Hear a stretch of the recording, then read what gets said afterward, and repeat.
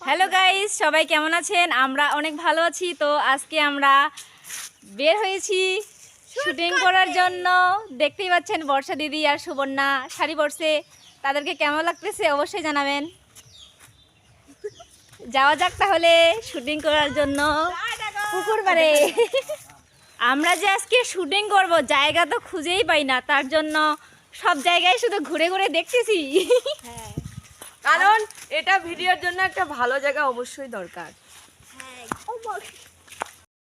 অবশেষে একটা জায়গা খুঁজে পেল বর্ষা দিদি। এই যে দেখতে পাচ্ছেন ফুলের গাছ, এখানে শুটিং করা হবে। আপনারা পেয়ে যাবেন সেই ভিডিও খুব তাড়াতাড়ি। আপনি খারাপ হতেই পারে।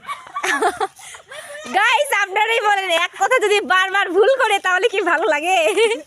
আবার অবশেষে শুটিং শেষ হওয়ার পরে এখন আমাদের ছবি তোলাতুলি শুরু। দেখতেই পাচ্ছেন পোজ দেওয়া দেওয়ি শুরু হয়ে গেছে। দেখতে পাচ্ছেন আমাদের মেকআপ আর্টিস্ট হচ্ছে সুবর্ণা। এই যে সূর্য মামা এঁকেছে কপালে। সো গাইস, এখন মা তার মেয়ের মাথায় চুল বেঁধে দিচ্ছে। তো কেমন হয়েছে অবশ্যই দুই দিকে দুইটা ব্যান্ড আলাদা।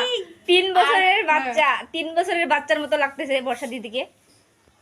এইসব ব্যান্ডগুলো হচ্ছে আমার, বেঁধে দিছি আমি। ধার করা ব্যান্ড দিয়ে। কেমন হয়েছে বলুন। আর আমার ব্যান্ডগুলো দেখতে কেমন লাগছে অবশ্যই জানাবেন। আমার মাসিকে কেমন লাগছে এটা বলার দরকার নেই। হ্যালো গাইস, এখন আমরা শুট করার জন্য বেরিয়েছি। আমাদের কাছে আজ আচ্ছা, আই এম এই যে রিতু দি, বর্ষা দি তোমার মুখটা দেখাও। আছে কি লিখে দিতে তুমি? খাড়া তো দেখতে থাকেন কি কি হয়।